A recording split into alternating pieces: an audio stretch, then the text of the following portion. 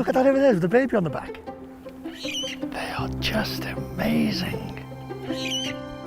It's simple, really. The more I travel, the more corners of the world I want to see. Wow. And this is one corner that's been closed off for far too long. Who knew there were baboons in Saudi?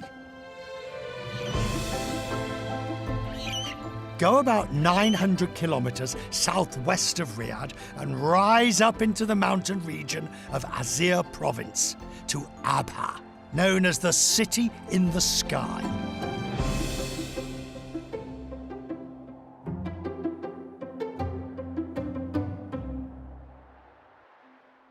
Abha has long been a maverick.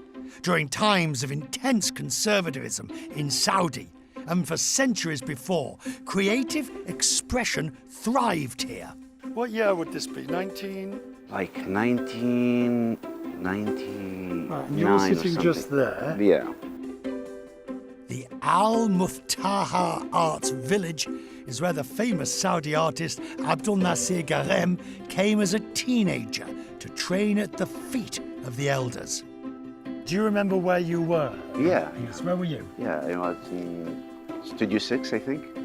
It's a kind of residency where you have studio and a bedroom at the top. It was a colony churning out art in a country with a strict religious code against much of what was being produced here, and yet funded by the government. A classic example of Saudi contradiction. This was revolutionary, wasn't it? Yeah, in that time it was. In the whole country, it was like the only place where you can find art and music is in المفتاحة. It was so difficult, to be honest, because we can feel the resistance from the society. From this came what? I think it's the spark of what's happening now all over the kingdoms. A spark of change. Artists nurtured here, finding a voice and finding a reason to use it. To create a dialogue, to steal the conversation. We can accuse through art any issue we want. Adding to Abdul Nasir's complexity, he went on to become a lieutenant colonel in the Saudi army. Pure establishment, but challenging and questioning. Do you lead?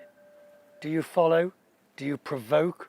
Or do you respond? I think as an artist, I need to lead, because you need to be like 2 steps ahead from what's happening and to put a lot of dots and let the people connect it.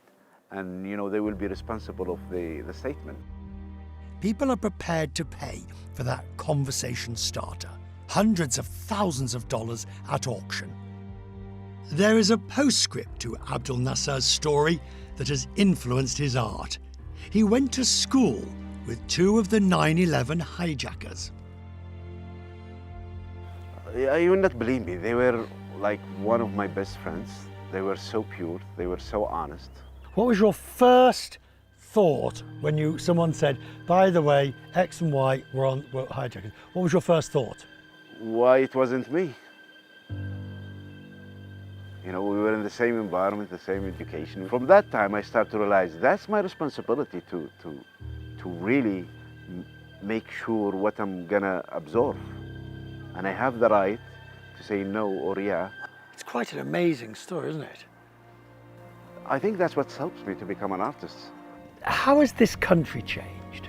I think we are living in a grand narrative, and I could call it an enlightenment. And I think we are still in the phase of constructing the discourse, our discourse. This city in the sky is an oasis above the clouds. Just spectacular. And here, like I found everywhere, Hello. Hello. a warm welcome. It's lovely just to sit quietly. It's almost meditative. As the proverb goes, it is only when the sun sets that one sees how well the day went.